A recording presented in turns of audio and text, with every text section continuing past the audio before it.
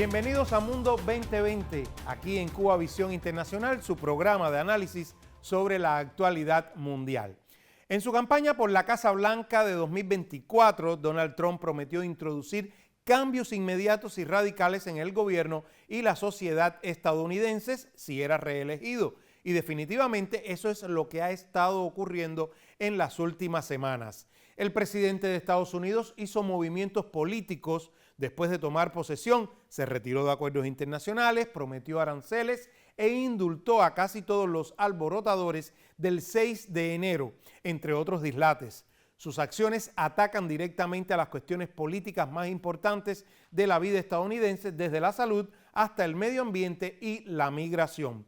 Controversias, críticas y hasta demandas contra su gobierno parecen ser poca cosa comparada con el grito de guerra MAGA, Make America Great Again, del movimiento político en el poder actualmente en los Estados Unidos. ¿Hasta dónde podrá llegar Donald Trump? ¿Qué otros poderes podrían frenarlo? De esto y más conversaremos hoy con la analista Dalia González Delgado del Centro de Estudios Hemisféricos y sobre Estados Unidos de la Universidad de La Habana. Acompáñenos. Bienvenida, un gran placer que nos hayas aceptado la invitación a compartir con nosotros acá en Mundo 2020. Dalia, comenzamos ya 2025 y un tema se impone. Estos primeros días desde la toma de posesión de Donald Trump han sido tan intensos que ya pocos recuerdan o mencionan cómo fue el primer mandato que tuvo el presidente ya que entró en la Casa Blanca nuevamente, y en qué medida hay continuidad, digamos, o como dice el dicho, de aquellos polvos vienen estos lodos. ¿Qué nos podrías comentar sobre este traspaso y la nueva asunción de poder de Donald Trump? Bueno, gracias nuevamente por la invitación, aunque no sea para hablar de temas muy agradables, pero son muy relevantes y hay que por supuesto estar bien informados. Mira, como tú decías, primero es realmente difícil olvidar qué cosa fue el primer mandato de Trump por todo lo que significó, ¿no? Y para nosotros en Cuba, pues mucho más. Pero sí es cierto que se han vivido con tanta intensidad todos los meses de la campaña, la elección en noviembre y la toma de posesión que hace pocos días que ocupó de nuevo la Casa Blanca, y parece que hace mucho tiempo, por todas las noticias que se han generado. Y precisamente por eso es que se hace tan difícil conversar sobre este tema hoy, porque el volumen de información es tan tremendo, tan grande. Y tan seguido, tan continuo. Exactamente, porque una de las características de Trump ocurrió en su presidencia anterior y está ocurriendo la otra vez, es que él tiene la capacidad comunicacional para imponer la agenda. Se habla todo el tiempo sobre él, se habla de lo que él quiere, sobre lo que él quiere, y eso también es peligroso en el sentido de que hay muchos temas que son socialmente relevantes, por ejemplo el de la migración, que seguramente vamos a hablar de eso después, porque es uno de los que más se está hablando, pero de fondo hay otros procesos, están ocurriendo otras cosas que también son muy relevantes y que a veces quedan un poquito relegadas, ¿no? Hay por supuesto muchos elementos de continuidad, es Trump igual. De lo que hemos visto en estos primeros días, el tema de la seguritización de la frontera, de la militarización de la frontera, todo este discurso antiinmigrante con las políticas que ha propuesto, todo el tema de la desregulación, que también ha propuesto cosas y ha firmado órdenes ejecutivas en ese sentido, de regulación medioambiental. Pero hay un cambio que yo creo que es importante con respecto a su presidencia anterior, y es que yo noto, por lo menos en su accionar hasta este momento, que está operando con menos nivel de contención. En su mandato anterior, por lo menos al inicio, tenía más frenos, quizás no lo suficientes, seguramente no lo suficiente, porque si hubiera tenido todo el freno que debió, no hubiera ocurrido que un presidente convicto fuera decir, que un delincuente convicto fuera presidente, y de hecho lo hubieran hecho impeachment cuando tuvieron la oportunidad. O sea, pero sí tuvo frenos desde el punto de vista del Congreso, de la rama judicial, y ahora él ha logrado rodearse de personas, digamos, más afines a él, y se está comportando, por lo menos hasta este momento, como si fuera a tener menos niveles de contención, y eso también es algo que hay que seguir porque es muy peligroso. Exacto. En los primeros días de su presidencia, Trump ha llevado a cabo decenas de decretos y de acciones unilaterales. Solamente, Dalia, el día de la toma de posesión anunció 46 acciones presidenciales.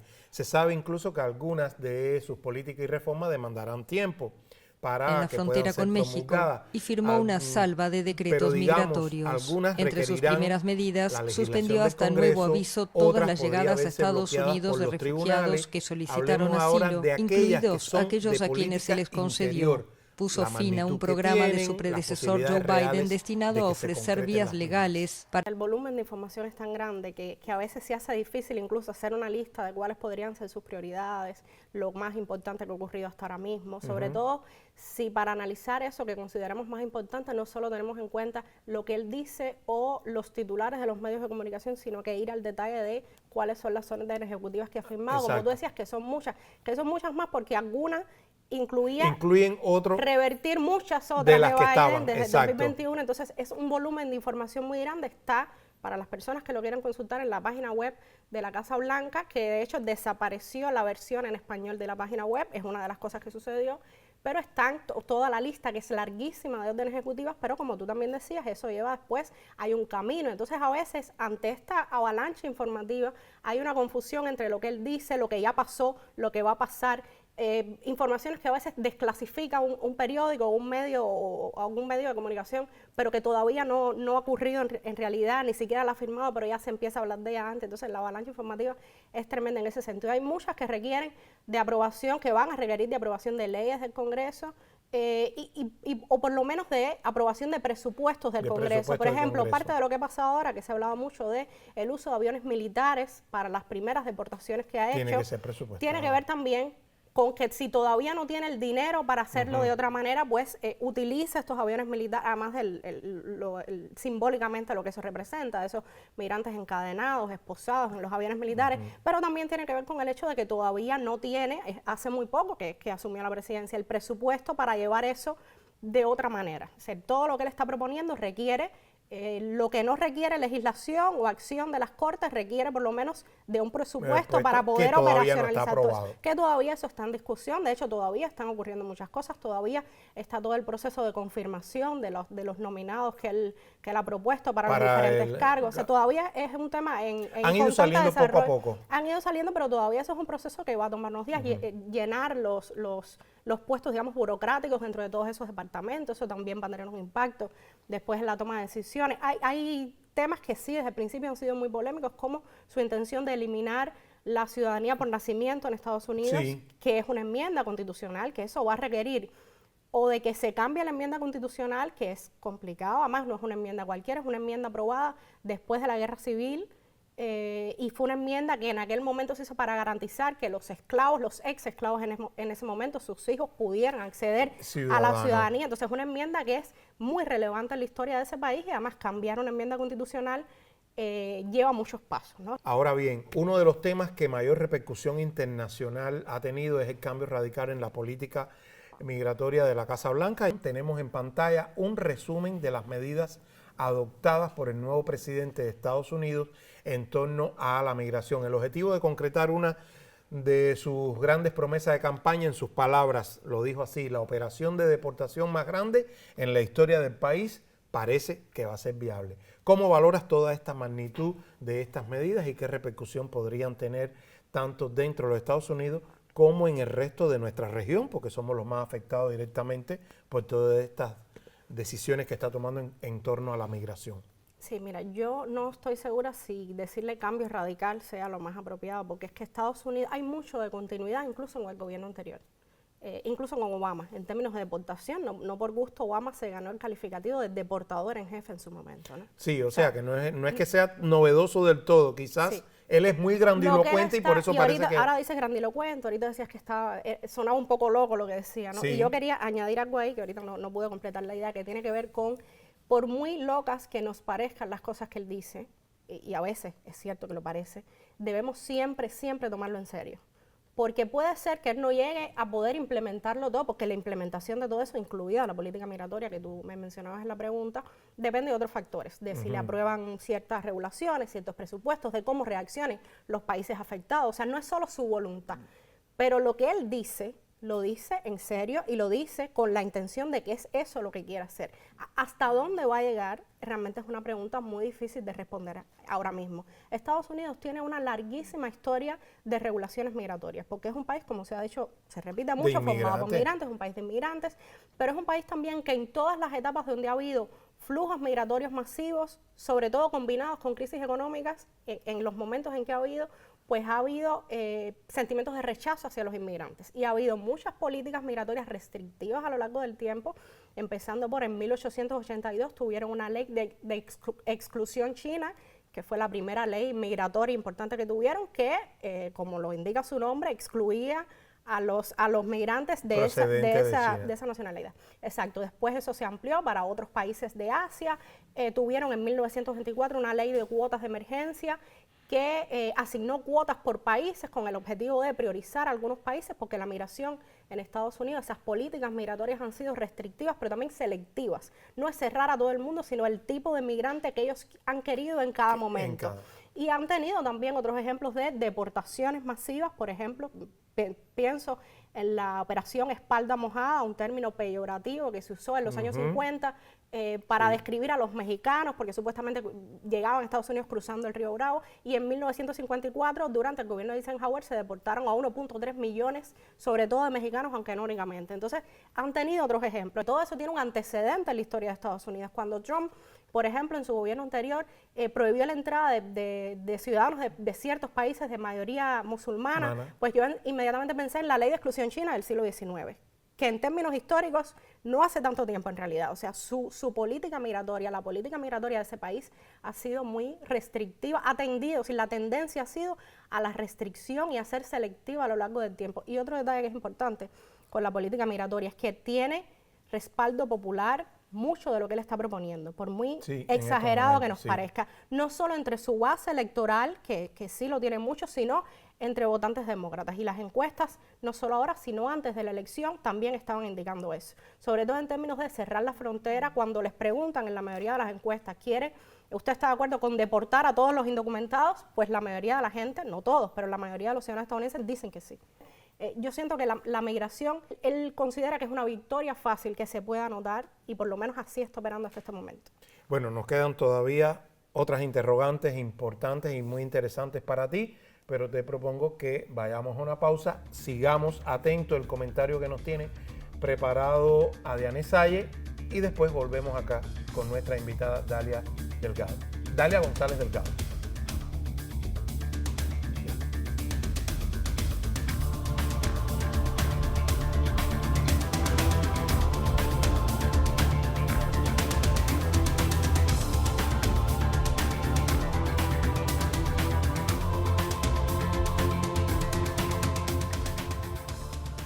Hola, un saludo. Las locuras de Donald Trump vuelve a ser la película del momento, esta vez en su segunda parte que, como dice el dicho, no suelen ser buenas. Como tráiler tenemos las noticias que desde hace ya algún tiempo vienen rondando por los medios de prensa acerca de quienes le acompañan en estos 4 años de regreso al despacho Oval. Algunos nombres asombran, o mejor dicho, asustan, por el pasado y presente oscuro de sus personajes. Este texto que les propongo hoy como primero de BBC, titulado Los elegidos, quienes son las 10 personas de confianza designadas por Trump para aplicar su programa, nos muestra las caras de algunos de ellos, empezando por ejemplo por Kristi Noem. Dice que todos tienen como primero la lealtad al número 1. Esta que les decía, secretaria de Seguridad Nacional, captó la atención en los Estados Unidos con su abierto rechazo a los mandatos de uso de mascarillas y las medidas de confinamiento durante la pandemia de COVID-19. Esta mujer, escúchalo bien, le disparó a su perro de 14 meses por ser simplemente inentrenable. Por otro lado, también en este texto tenemos a Tom Homan, el llamado zar de la frontera, veámoslo acá, que con décadas de carrera como agente de control fronterizo de los Estados Unidos, fue expolicía que una vez dirigió el Servicio de Inmigración y Control de Aduanas y además fue de los primeros en defender la separación de los niños de sus padres o cuidadores que cruzaban la frontera sin documentación, lo cual se convirtió en una de las políticas migratorias más controvertidas de Trump durante su primer mandato presidencial. Si nos vamos además a este texto del País que les propongo como segundo y se llama ¿Quién es quién? En el gabinete de Donald Trump, tenemos rostros aquí bien conocidos, una serie de multimillonarios que comienzan además por el vicepresidente de Trump, J.D. Vance. Acá nos habla sobre su libro Hillbilly, una elegía rural, donde cuenta su ascenso político desde abajo y hace hincapié en su historia de pobreza y superación personal. Lo que no dice acá es que fue Donald Trump Jr., quien también tendrá su espacio en el gabinete, el que abogó para que su padre seleccionara a Vance como vice, lo cual indicaría su poder de influencia sobre el padre. Y luego tenemos a este personaje, a Marco Rubio, secretario de Estado, hijo de inmigrantes cubanos que dejaron la isla allá por el año 1956. Rubio detesta a América Latina, apoya restricciones extremas al aborto y se opone al acuerdo nuclear con Irán. Y quiero hacer énfasis, por supuesto, en un personaje fundamental, también lo tenemos acá, Elon Musk. Este texto de la jornada que les propongo además titulado Musk, lo de Hitler está agotado. Nos habla sobre una historia poco conocida sobre el mandate y es que su propio padre, Elon Musk, afirmó que los abuelos maternos del dueño de SpaceX fueron miembros del partido nazi en Canadá y después se mudaron a Sudáfrica porque simplemente admiraban el régimen del apartheid. Del superemprendedor quien despidiera más del 50% del personal de Twitter, tampoco se dice que es un niño rico, hijo del dueño de una mina de esmeraldas en Zambia. A todos estos actores se suman otros no menos importantes, como Pam Bondi, la secretaria de Justicia que aceptó sobornos de Trump, Kash Patel, nuevo director del FBI, del Buró Federal de Investigaciones, que llama a los periodistas y a los medios el más poderoso enemigo que los Estados Unidos haya visto jamás. También está Pete Hegseth, secretario de Defensa, un depredador sexual e islamofóbico, o Linda McMahon, una secretaria de Educación metida en escándalos de abuso sexual y falsificadora de credenciales educativas. Hay mucho más, pero yo creo que con esto ha sido suficiente solo para percatarnos de cuál puede ser el curso de los acontecimientos. A fin de cuentas, esta película, con un protagonista de pánico, justo acaba de empezar. Todo por hoy, siga usted con Mundo 2020.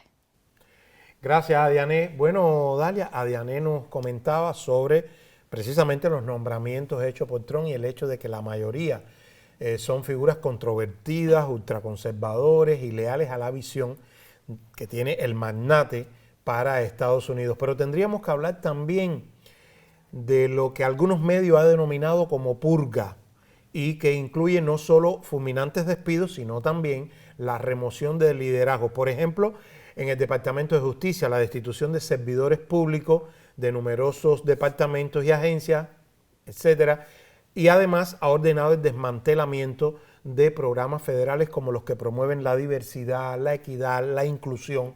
¿Qué grave puede, hasta qué punto puede ser grave estas decisiones para el funcionamiento del sistema político estadounidense?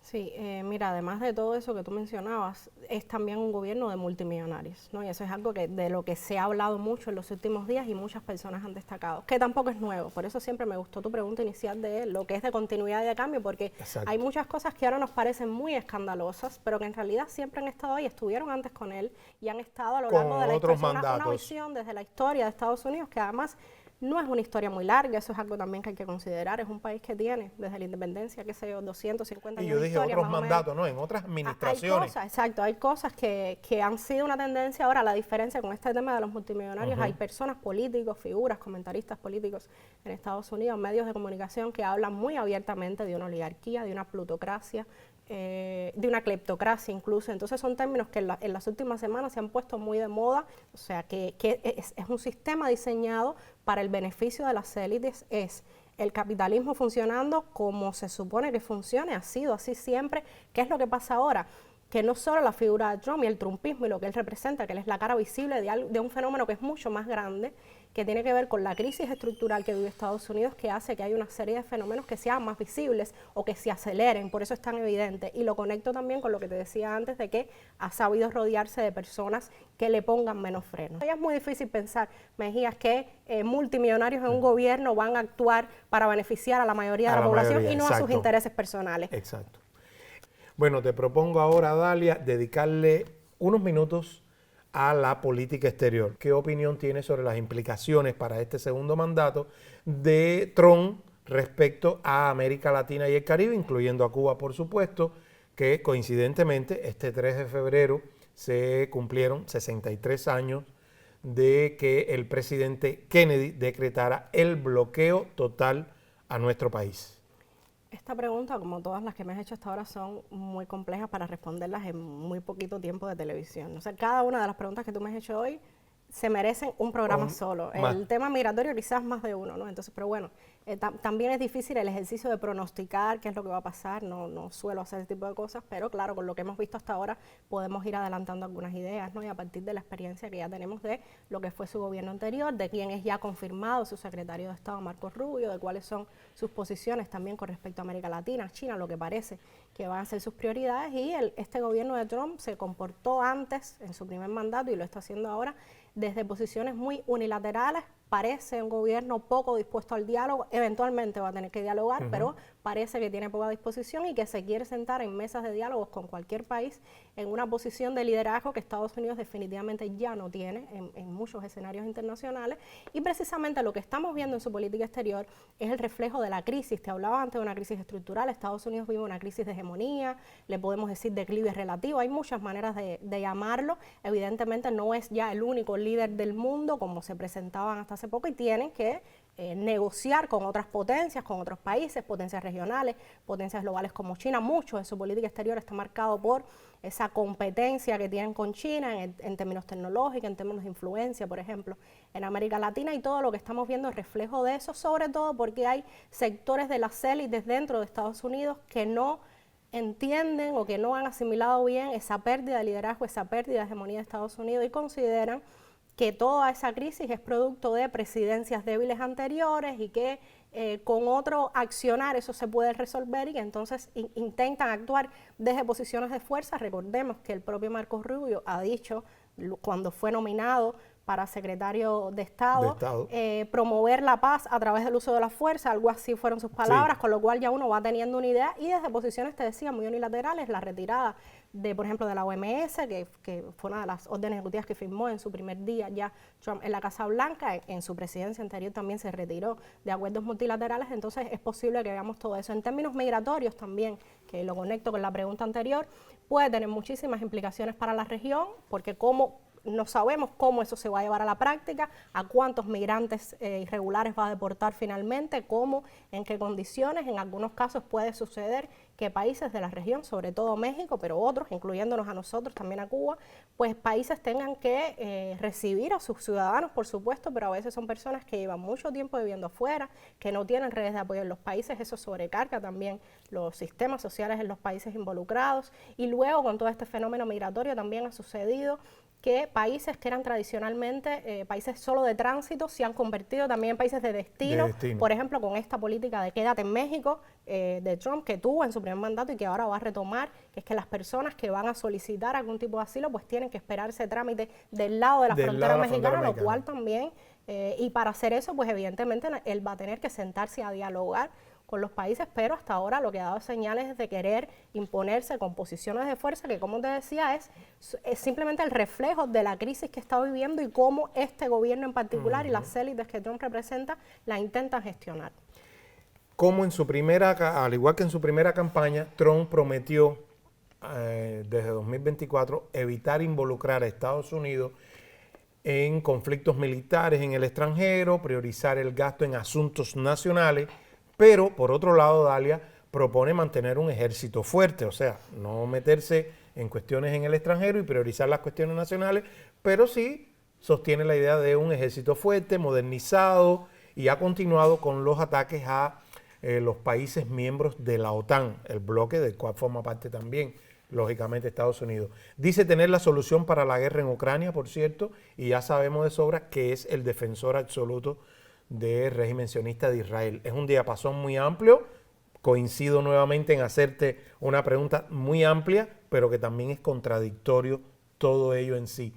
¿Qué destacarías de todo este panorama? No, el panorama que me acabas de describir es definitivamente grande, muy abarcador. Y yo pensaba, cuando tú decías que quería, ¿cómo era que decías? Dinero para temas internos. Para temas internos y no para... Hay que ver, bueno, ¿para qué temas internos en realidad? Porque si uno mira, por ejemplo, tanto sus discursos hasta ahora como las órdenes ejecutivas, hay mucho que queda fuera, hay muchos problemas. Sus políticas hasta ahora en temas internos van más orientadas hacia la desregulación de mercados, desregulaciones medioambientales. Y dicho simple y llanamente, cómo hacer que los millonarios sean más millonarios. Suena muy, a lo mejor muy sobresimplificado, pero es eso. ¿Por qué un millonario, digamos Trump, digamos Elon Musk, necesita estar en un gobierno. De hecho, hay un mito alrededor del hecho de que los millonarios, es bueno, hay gente que dice, es bueno que los millonarios estén en el gobierno porque nos roban, porque ya son millonarios. Pero en realidad sí, mucha gente repite eso, pero roban más en realidad. Lo que pasa es que lo hacen de maneras diferentes. Por ejemplo, con recorte de impuestos, que lo hizo Trump en el primer mandato y que ahora posiblemente pues veamos también. Entonces eso también es algo que hay que considerar. Y en general, mira, la política exterior tiene que ver con esta reacción o cómo ellos van a lidiar con esa crisis que están viviendo, con esa pérdida de hegemonía, pero al mismo tiempo siguen siendo un poder militar importante, siguen siendo un poder económico muy importante, que es lo que les permite sancionar a países. Por eso te decía ese detalle de estar atacando a sus propios socios dentro de la OTAN. Tiene que ver con lo que te decía antes también del unilateralismo, de imponerse desde posiciones de fuerza, porque incluso con sus socios dentro de la OTAN se nota ese declive relativo de Estados Unidos con respecto a lo que era años anteriores. Entonces, eso es algo con lo que este presidente va a tener que lidiar también. Hay temas sociales o temas en sus discursos que son muy relevantes, pero que también funcionan como cortinas de humo para lo que realmente serían sus intenciones. Y lo que decías también del presupuesto, pues Estados Unidos es un imperialismo, o sea, tiene una proyección imperial desde su nacimiento como país. Eso ha sido su historia nacional, la búsqueda, la construcción, la preservación de esa hegemonía y tiene que ver también no solo con los gobiernos, sino con la manera en la que los estadounidenses se perciben a sí mismos, y eso es algo también que hay que considerar. Y te vamos a tomar la palabra de que dentro de este cuestionario hay temas que debemos abordarlo por separado en otras ocasiones. En instantes volvemos para despedir acá nuestra emisión. Muy agradecido.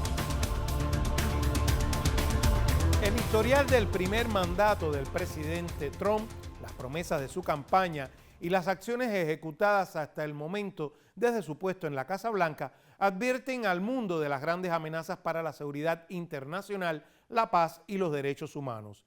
El trumpismo vuelve al poder en los Estados Unidos en un entorno mundial aún más marcado por la desigualdad, los conflictos bélicos, el poder empresarial y tecnológico sin control, la emergencia climática y el genocidio.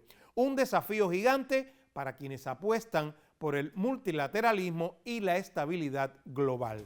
Nos vemos la próxima semana para continuar aguzando la mirada y el pensamiento sobre las múltiples y complejas realidades del ámbito internacional.